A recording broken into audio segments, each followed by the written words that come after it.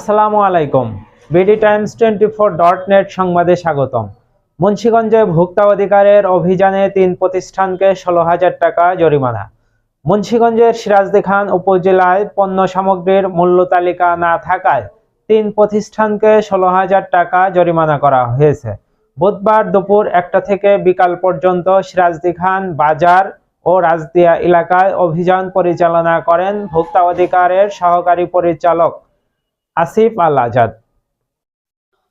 ভোক্তা অধিকারের সহকারী পরিচালক আসিফ আল আজাদ জানান, জেলার সিরাজদি খানে অভিযান পরিচালনা করার সময় মেসার্স মোল্লা ট্রেডার্সে জ্বালানি তেল ও এলপি গ্যাসের সিলিন্ডারে মূল্য তালিকা প্রদর্শন না করে তেল ও এলপি গ্যাসের সিলিন্ডার বিক্রি করায় প্রতিষ্ঠানটিকে 2,000 টাকা জরিমানা করা হয়।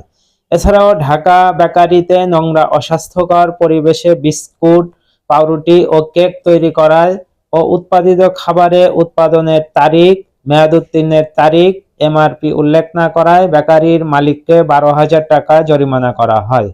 তিনি আরও জানান, একইভাবে আরমান এন্টারপ্রাইজে পণ্য সামগ্রীর মূল্য তালিকা প্রদর্শন না করে ব্যবসা করায় 2,000 টাকা জরিমানা সহ 3 প্রতিষ্ঠানকে 16,000 টাকা জরিমানা আরোপ করা হয়।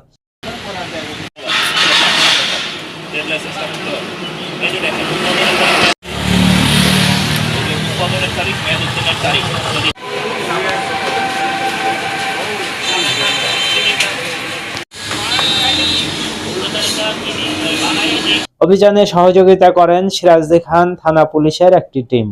Mohammad Rubel, BD Times 24.net।